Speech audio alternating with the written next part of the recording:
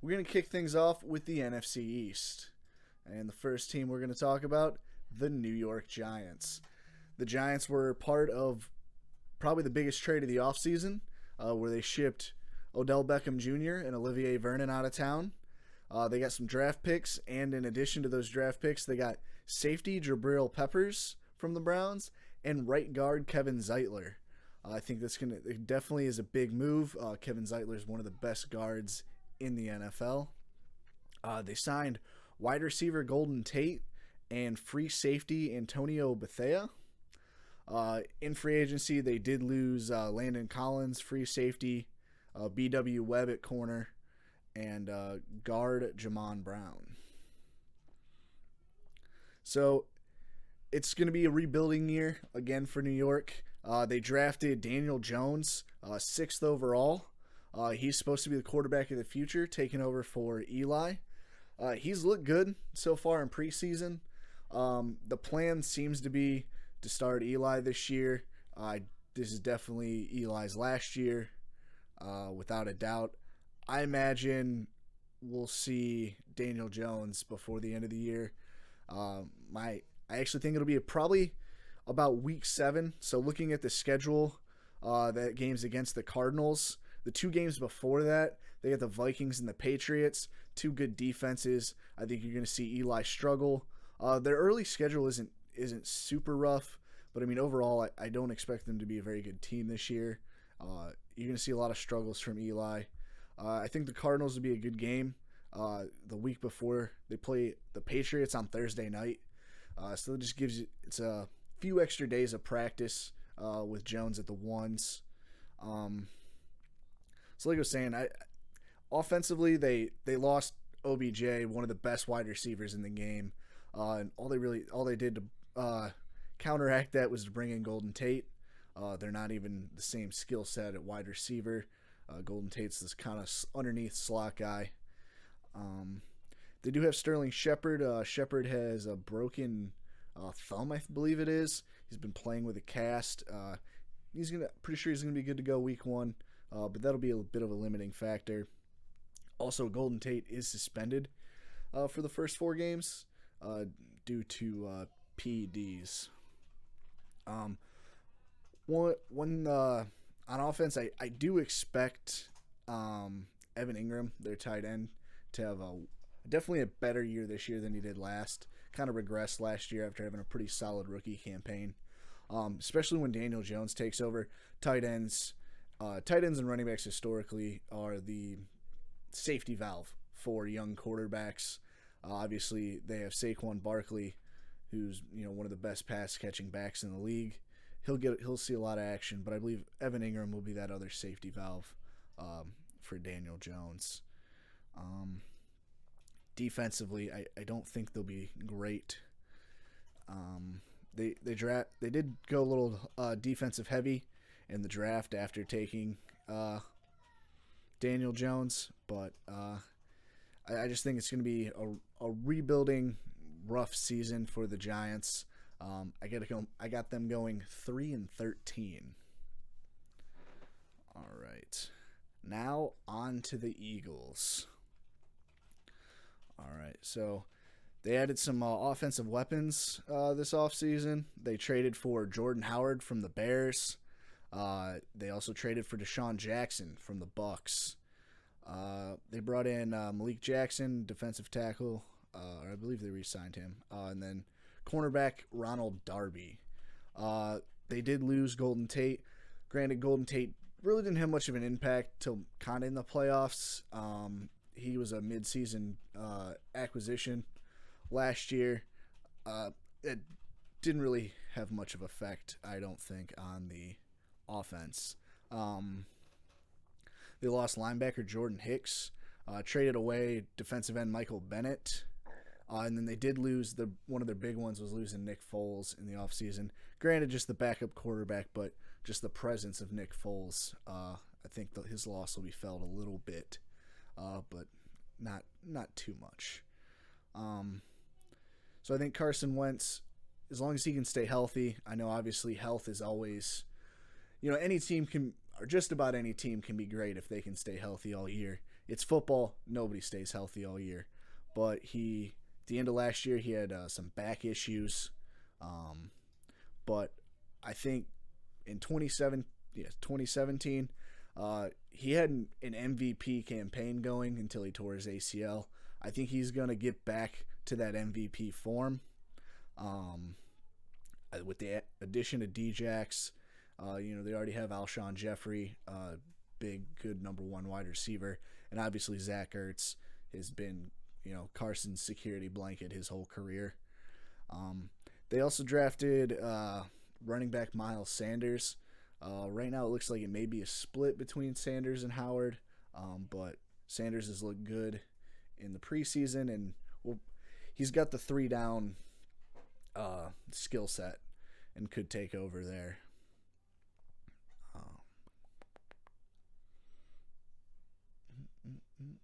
I think that's... Sorry, just checking my notes here. Yeah, I think defensively, they'll be about the same. But I think you're going to see a huge jump for them offensively compared to last year. It'll be a very similar, I think, to 2017 when they did end up going on to win the Super Bowl. I have the Eagles winning the division and going 13-3. All right, on to the Cowboys. It really wouldn't be the NFL without the Cowboys and Jerry Jones stirring up some drama. There has been the Zeke holdout has been the big news, along with Melvin Gordon. Now their situations are a little different. Melvin Gordon is in his 5th-year option of his rookie deal. Zeke is in his 4th year of his rookie deal, and there's still that 5th-year team option. He's come out and said he won't play without a new deal.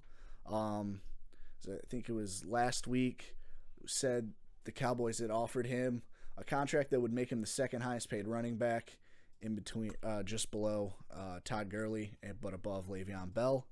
I believe I saw a report today that the wording was they offered him a contract in the Todd Gurley range. To me, that sounds like they didn't offer him more than Todd Gurley, because then they would have just came out and said they offered him a contract that would make him the highest paid running back in the NFL. I think they just, got a little closer to the Gurley number. I don't think Zeke's going to sign a contract that doesn't make him the highest paid running back in the NFL.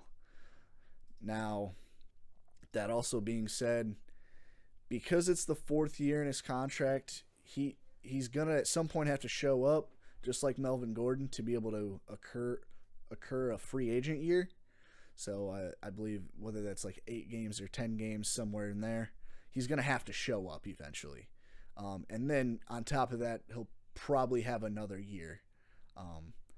But I think what really made it come to even more of a standstill was at one point Jerry Jones was asked about Zeke, and his comment was, "Zeke who?" I think that really got under Zeke's skin. He got a little offended by that. Because Zeke is really what runs that offense. That being said, if he does miss time, the running backs there currently on the depth chart, you have Tony Pollard. He's looked good in the preseason. Jerry Jones has really talked him up. You have Alfred Morris. Really kind of just seems like a veteran presence there. He's been around a while. But he has been in that system before. I believe it was 2-3 years ago he was in Dallas as the backup. So he knows the system, and it could get him some time early. And if Zeke's not gone long, you may see Alfred Morris really as the number one guy there. They also have Darius Jackson. He's the 3rd guy on the depth chart at the moment. But I'd expect them to kind of take that running back by committee approach. Pollard may lead the way, especially with as much hype that Jerry Jones has given him. But I do expect it to be more of a running back by committee. Now, some more offseason news for them is Dak Prescott is in the 4th and final year of his deal. He was a 3rd-round draft pick, I believe. So I believe it's 1st and 2nd rounders come with that 5th-year option. Rookie contracts are really set in stone based on where you're placed. Really dictates the years and money on which you'll get based on the current CBA. It is said they offered him a contract to become the 5th highest paid quarterback, tying Matt Ryan, who's currently the 5th highest. Now, the interesting part would be if they end up striking a deal with Zeke. They did just sign Jalen Smith, linebacker. So they spent money there. They may spend money on Zeke before the season starts. If they were to franchise tag him, this is where things would get probably more costly. So the 5th highest paid quarterback, Matt Ryan, right now makes about $30 million a year, which is about what they're trying to offer him. Now, if he were to get franchise tagged, there's 2 types of franchise tags. There's non-exclusive and exclusive. So a non-exclusive, which would be, so I pulled this from an article. I cited the article somewhere here. It was on CBS. Where was it? Sorry. I want to give credit to the person I'm getting the information from. Oh, yeah. So it was an article on CBS by Joel Corey. So the non-exclusive franchise tag, quoting, yes, would be in the neighborhood of $27 million, and that's projecting the salary cap to go up to $200 million next offseason. And then if they were to franchise tag him a second time, basically the CBA mandates that it goes up 20% in 2020, which would get to about $32 million. Now, non-exclusives you typically see on non-quarterbacks, because the exclusive version, which prohibits Prescott from soliciting other offer sheets from other teams, which you typically see used on quarterbacks. So, but when that happens, you get paid more. So the exclusive designation would be the average of the top 5 quarterbacks that year. So in 2020, which projects to be about $32.2 million. And then again, if they were to do it a second year, which is common, you saw that with Kirk Cousins, it would be a 20% raise, which would go to $38 million a year. Now, from Dak's point of view, he's made, I believe, under $1 million in base salary every year in the NFL because he fell to the 3rd round. Obviously, he wants to maximize his money, and this would actually do it. So he may also be seeking, top quarterback money. I don't think he's quite worth top quarterback money. I think in that Matt Ryan 30 to 35 million range, maybe. I believe that's approaching Kirk Cousins type money, depending on how the guarantees and everything shakes out. In addition to that, you also have Amari Cooper, who's about to be a free agent as well. They traded a 1st-round draft pick for him this last year. You'd expect them to definitely want to secure him as well. Otherwise, it's kind of a waste of a 1st-round draft pick there. But besides all the drama, offensively, they re-signed Tavon Austin. They signed Randall Cobb. They did lose Cole Beasley and Allen Hurns. I think Cole Beasley was probably the biggest contributor there. But Randall Cobb will fill that slot role nicely. Obviously, you still got Amari Cooper on the outside.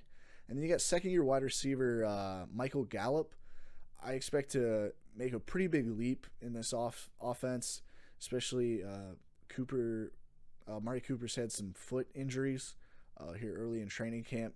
Hasn't really hinted at missing time, but he also has a history of being real, I guess, roller coastery, if you will, where he'll have a game where he goes for like 202, and then he'll have another game where, he's got like 40 yards. That's it.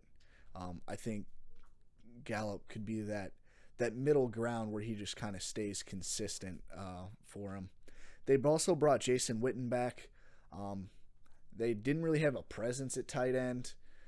I don't know how much Witten will really help the offense, play wise, like yardage wise, I think he'll be a good. He's probably still a good blocking tight end. Definitely a good locker room guy. Just is a cliche term there. So one of their O linemen, Travis Frederick. He missed all of last year due to some health issues. It's looking like he's on track to start week 1. Cowboys have had one of the best O-lines in the last few years, and that'll definitely keep things going. Defensively, I think they'll just continue to get better. They added to the defense in the second round. They didn't have a first-round pick this year at D-tackle. And then you got both their Jalen Smith and I'm going to mispronounce his name, but it's Van Descher. He's going into his second year at linebacker. But both of them really came into their own late last year, and along with Sean Lee at linebacker, I think it's going to be a real good defensive group. I think they'll be a good team. I think if they do miss Zeke for some time, that'll hurt them. And then, I don't know, I expect the Eagles to be very good this year, which hurts the Cowboys a little bit. I got the Cowboys going 10-6 and missing the playoffs at 10-6. So,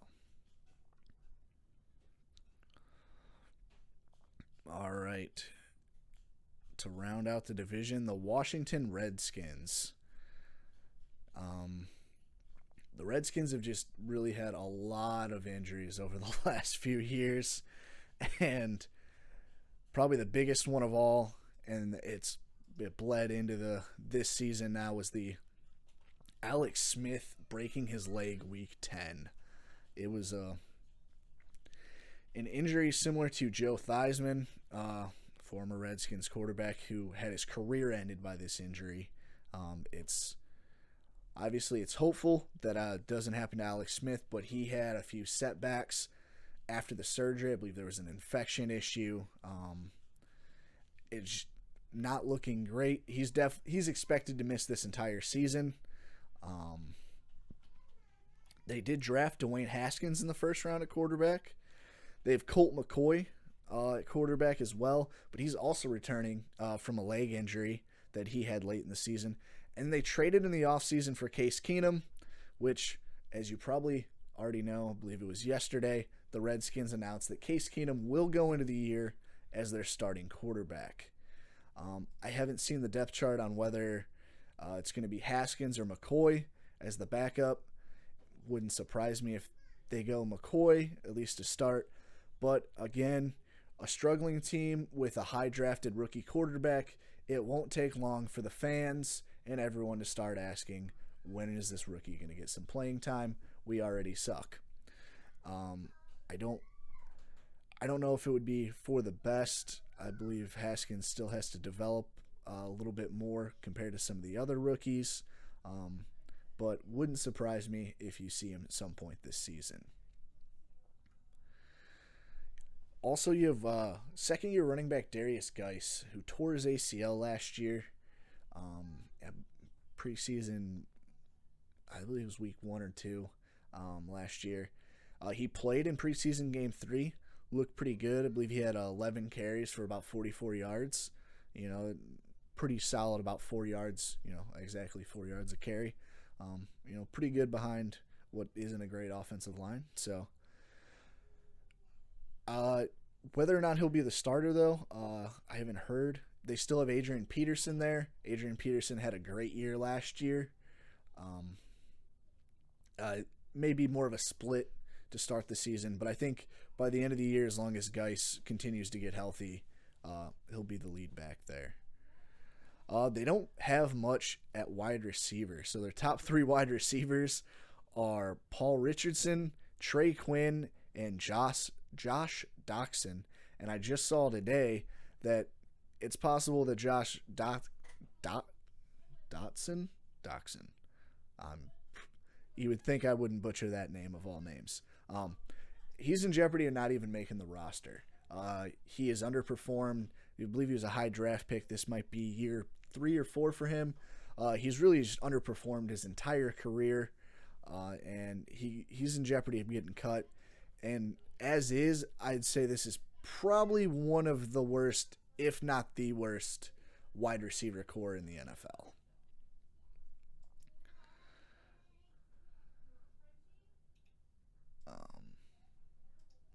So at offensive line, they've definitely struggled with some injuries there in the past. But coming into the season, PFF has them ranked 14th. But that being said, their left tackle Trent Williams, who's the best offensive lineman on that team, is holding out of camp.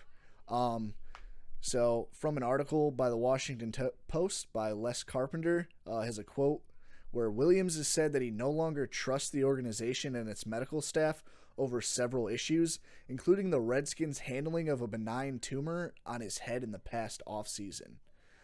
Associates of Williams have said he does not want to play for the team again. He's asked for a trade or for them to pay him more. Both of those requests have been declined by the team.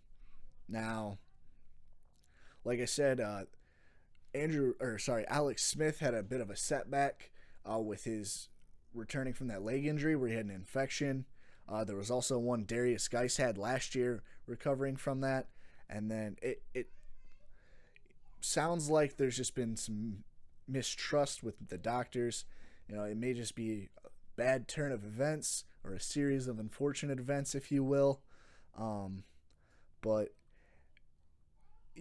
as the season grows closer, you would think he would return eventually.